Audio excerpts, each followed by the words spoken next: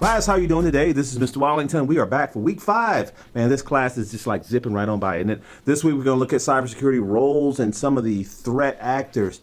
And we're going to assess some of the attributes, some of the characteristics of threat and threat actors. And here again, it all goes back to what? That key thing we always talk about in this class, risk. The likelihood of a threat or a threat actor exploiting a vulnerability and the corresponding business impacts.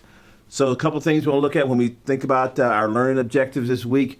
We're going to identify some common threat actors, their characteristics, best practices for how to detect those threat actors, and we're going to discuss some of the ethical and legal factors associated with that as well. Reading this week, Chapter 7, Chapter 8, and Chapter 11. Like I say, those are some of the topics you're going to look at. Anatomy of an attack. Chapter 11 gets into the business continuity and disaster preparedness as well, and that's something that you're going to write up within your journal. As for lectures this week, I'm going to load up 4 videos, and these are videos actually I've recorded from some other teaching that I do on Udemy, udemy.com. I've got classes out there on cybersecurity, networking, and information systems management. So I just extracted some of those where we get into where I really go a little bit deeper into attack countermeasures and some of the different things for security practices associated with those attack methods. Some of the things that these videos cover, like I say, malicious threat actors. It talks about the attack or kill chain. It also gets into different types of attacks, social engineering, which is a type of reconnaissance attack, as well as things like man in the middle and other type of access attacks. So all those are on the links in this announcement.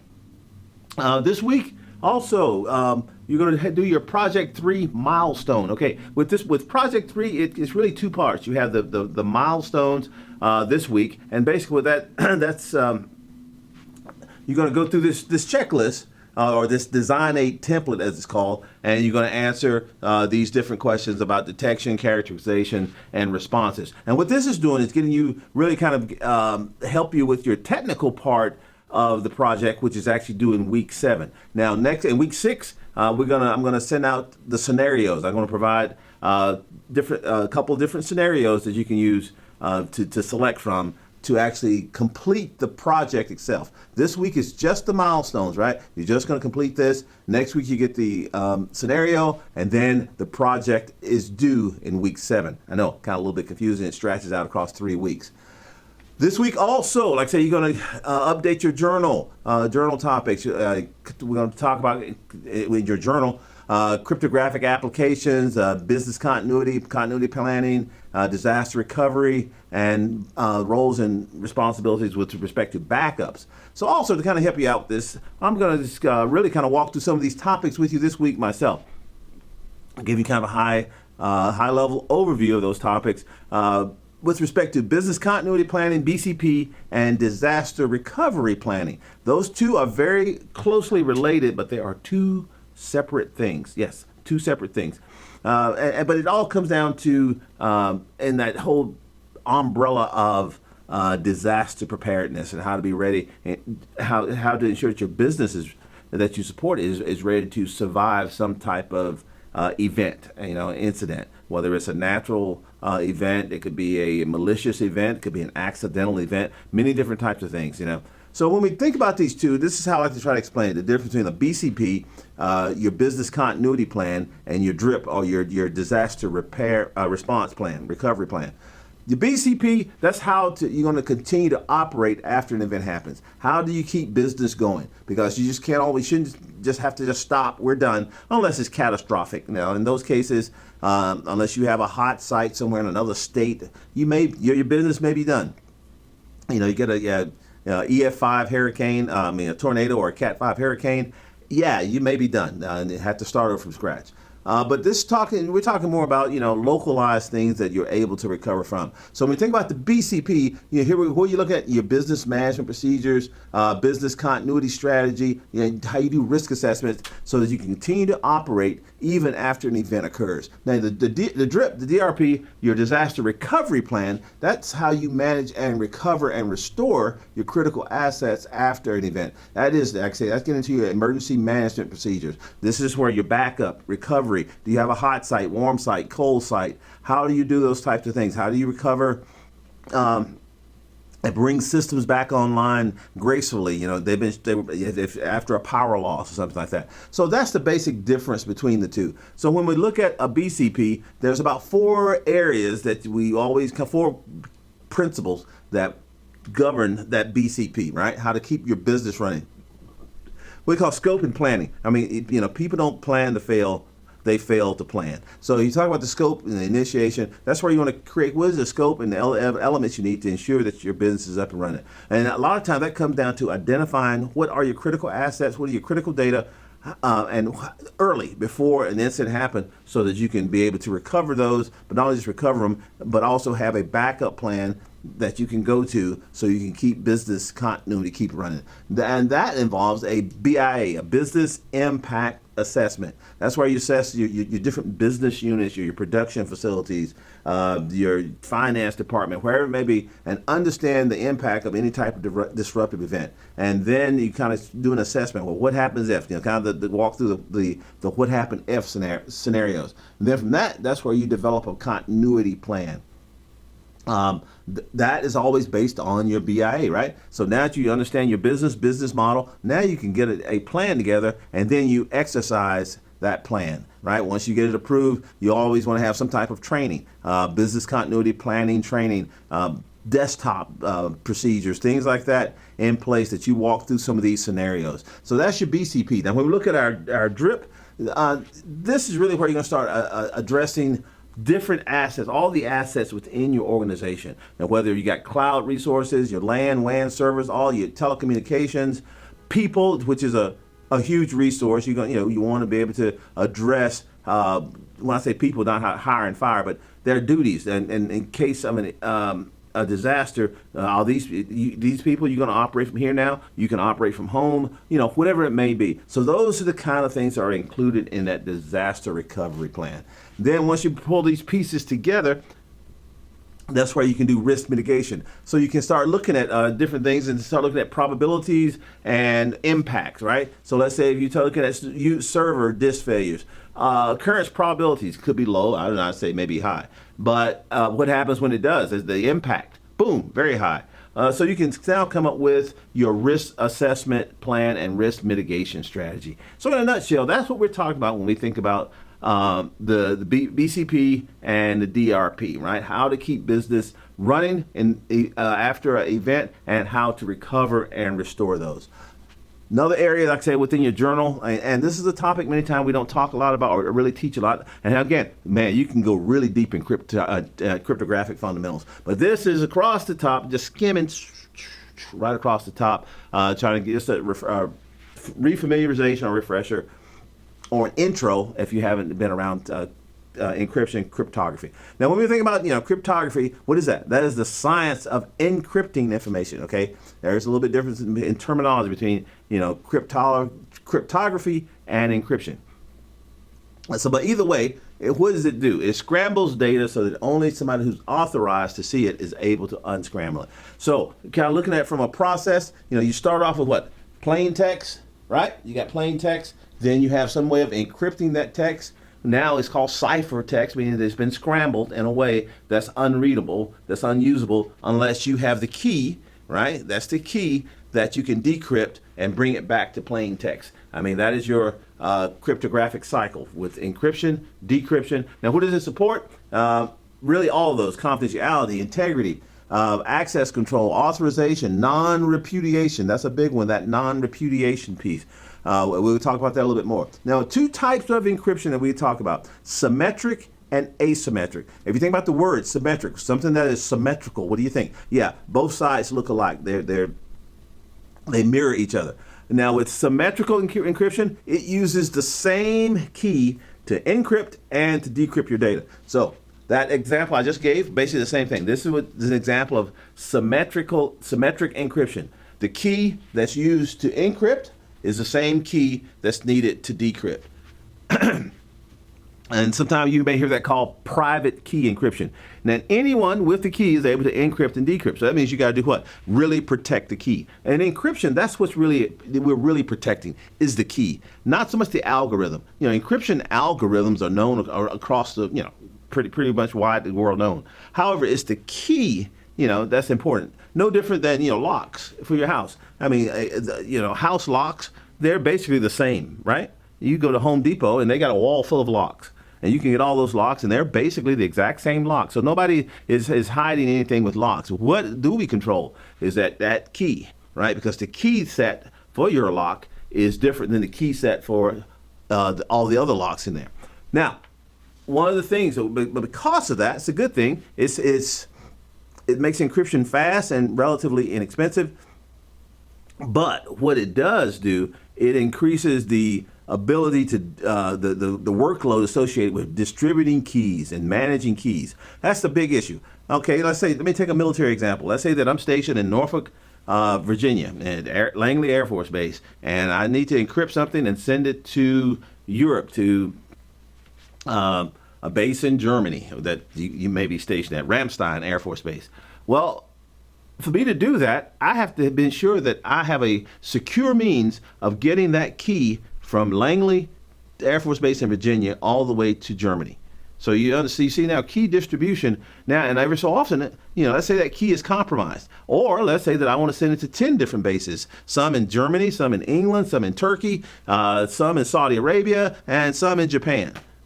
Wow. So first I got to figure out how to get that key to all those places. The second thing is, let's say that key gets compromised and I need to replace the key. Well, I got to go through that whole process again, to replace that key. So you see the workload for key management is huge. That's one of the downsides. Now, some of the common algorithms that we use, you may hear this term AES, right? That is one of the standards that's used for encryption, for symmetric encryption. And this is, the size could be 128-bit encryption, 256, which hopefully everyone has moved to 256. And some you want to maybe go into 512. Now there's advantages and disadvantages to both, right? The smaller this key size, the quicker it encrypts and decrypts. The larger the key size, the longer it takes. Is it more secure? Yes, but the process takes a lot longer. So, like I said, so when we look at encryption, that's how symmetric works, symmetrical encryption. Second type, we call asymmetric. Asymmetric, here again, as the word sounds, things are different, right? So when we look at asymmetric, you see we start with plain text, then we have what we call a public key, and then we encrypt, and then we have a private key, and back to plain text. So two different keys. One is a public key that everybody has, right? Anybody can get access to your public key. The private key, that's what you hold yourself and you keep it a secret. Now, why? That's like, wow, that's interesting. It is. But you know what? That's how, if you ever order anything off Amazon or you do any shopping on the internet or e-commerce, that is all done with asymmetric encryption. Think how hard it would be if Amazon was trying to sell you things using a credit card, right? And they had to do key exchange using symmetrical encryption. Wow, that would be, with all those customers that they have, and maintaining the keys and maintaining the privacy of those keys. Wow. So that's why asymmetric encryption is such a big deal. So like I say, you can use your public key to either encrypt or decrypt, and private keys can be used to sign messages, right? So, excuse me. So that way we have a way of not only adding non-repudiation, but a way of doing business and doing exchanges with people that we don't even know and that we have never met. Okay, we'll take you through some of those examples with that. Now, also what it does, it mitigates the problem of key distribution, key management, and like I said, it provides non-repudiation. Big problem with it is slow. Okay, because now we have to do handshakes, across the network, across the internet. So it's a slow process. So what you see oftentimes, this is used in a hybrid fashion, where we use asymmetrical encryption to do key delivery. So I can, and then I use symmetrical to do my payload, to how I will encrypt the payload. We say, what? Yeah. So if I took, the downside of symmetric was I got to figure out how to get keys everywhere. Well, what if I use asymmetric to do that? Yeah, I just use asymmetric to encrypt the keys, and now I can get keys out to anywhere. Now, once everyone has the key, Now I can, if I got to send things to actually be encrypted back and forth, the payload, that's what I'm talking about. Well, now I can flip to symmetric, which is much faster, and do that. So that's pretty much how things work, is in that hybrid. Example, if you ever notice when you're on the internet, when you're going to go to a website and do e-commerce, there's a little lock. And when you look up in the URL title, you'll see a little lock. And when that lock looks like it's locked, well, that means the asymmetric piece has finished and the handshakes have been done. Now, when you send your credit card information, that is protected with AES 128 or something like that. Now, one of the algorithms that's utilized, RSA. RSA is a acronym, Rivest, Shamir, Adelman. Those are three really big brain mathematicians who came up with this algorithm of how to do public key encryption. Now, you may have seen this little fob thing, RSA, Secure ID. That's what this is based on, where it uses those little number system, so that way you can authenticate if you need to, on a network. And you may be thousands of miles away, but you can still authenticate because of this asymmetric method of doing encryption. Asymmetric, symmetric, two basic methods of encryption. Now, we talked about key exchange, right? Another couple of big brain guys called, one's name was, I don't remember that first name, but Diffie and Hellman. These are two individuals, again, mathematicians who came up with this method of key exchange. And once they came up with this mathematical formula for key exchange, it changed our society. It changed the world. We're doing things today on the internet. Why? Because of this concept of knowing how to do key exchange with someone that you've never met before, but you were able to trust them through mathematics. And you say, well, I wish I'd known that. I would have paid more attention in 6th grade math or 9th grade algebra. Yeah. So like I said, it was developed to address the shortfall of key distribution and symmetric key distribution.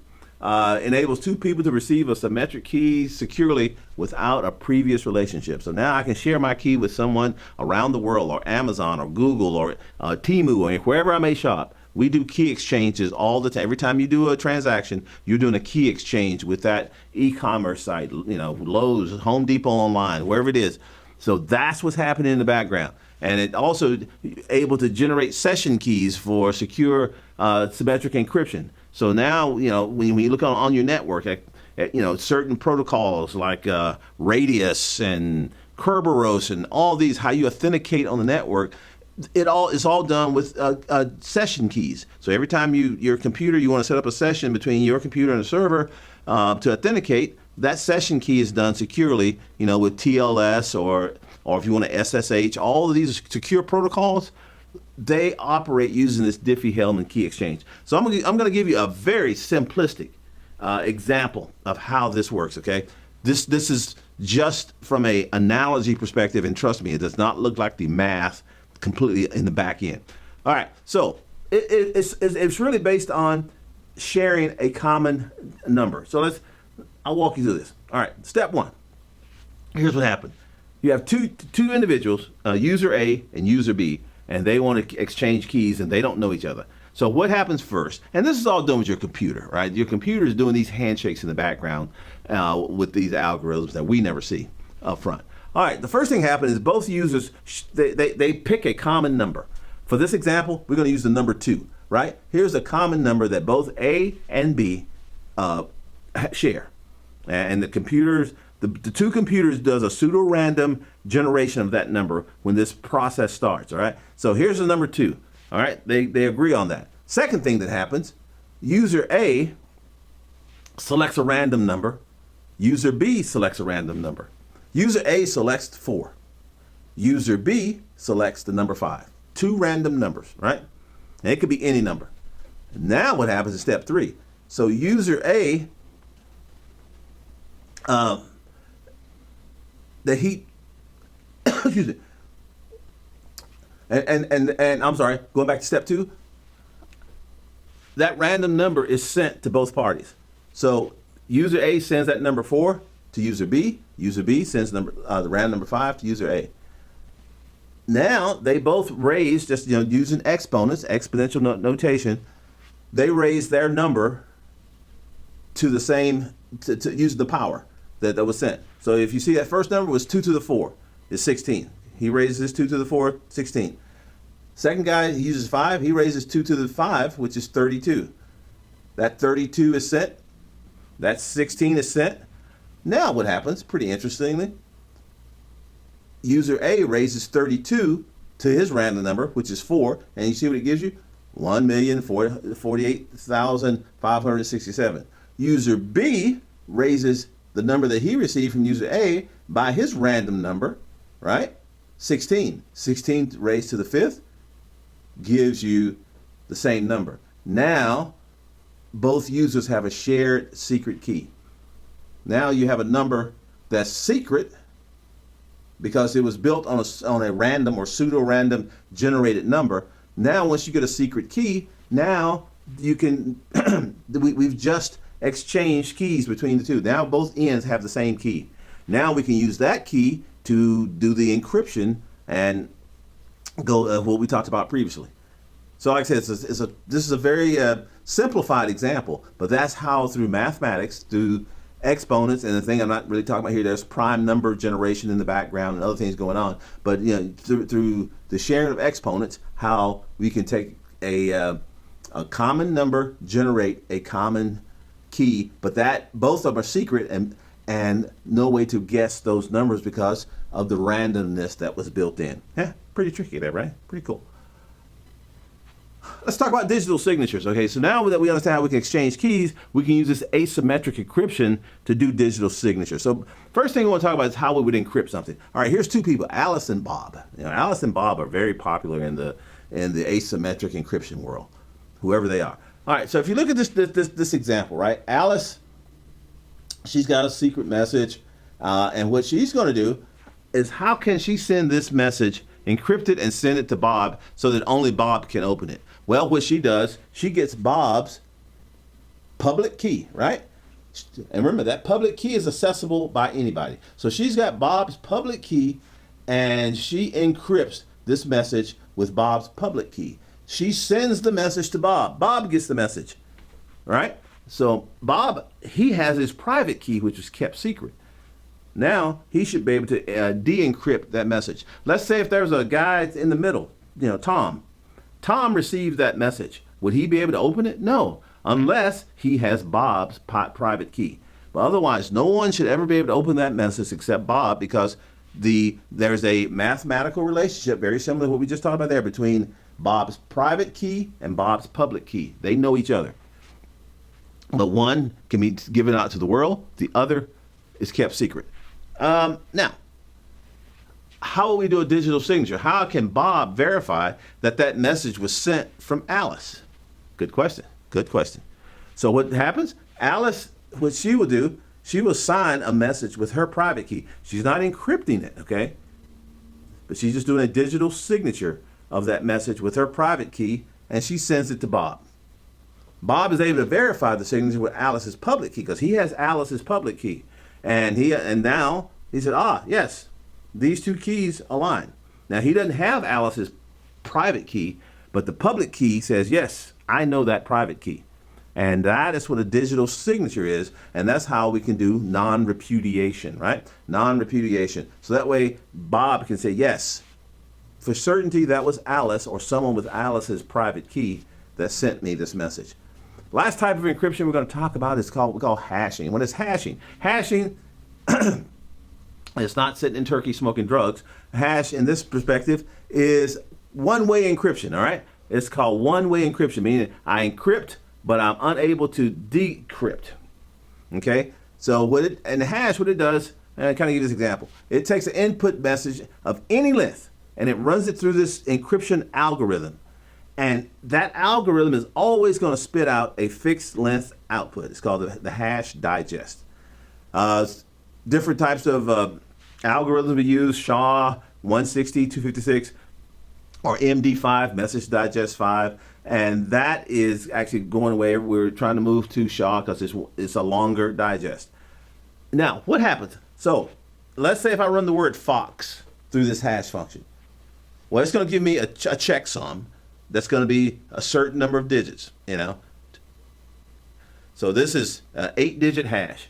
So it's going to, and every time I run fox through this, it's going to give me that. I can run it through that hash function 15 times, and I'm always going to get this same message digest. All right. So now let's say I take another sentence, totally separate. The red fox runs across the ice, and it pops out a hash. Every time again, if I run this through it 15 times, I'm going to get that same hash. Let's say I change one word in that sentence to the red fox walks across the ice. Run that through the hash function. You see now, I'm going to get a completely separate hash. What does that provide me? I know that something changed in that message. So the integrity of that message have changed. Something, and it works, if you only change one character, doesn't matter what it is, you're going to get a different hash. So now so how does that work in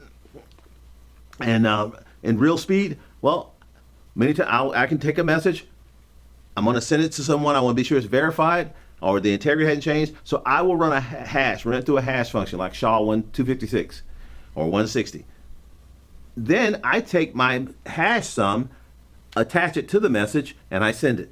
When the individual at the other end gets that message with the hash sum attached, they are going to run the message through the same SHA-160 algorithm, right? And they should get the exact same hash sum. If the hash sum is different than what I sent them, then the integrity of that message is no longer good. So something changed in that message. All right, guys. So that's a look at a lot of things we got going on this week. Kind of walk through some cryptography. Also, just a quick peek under the hood of disaster preparedness and business continuity. Like I always say, if you have questions, you got anything, always just kind of hit me up with an email, and I will be more than happy to answer your questions. All right, guys, have a great week 5. Looking forward to seeing you in week 6.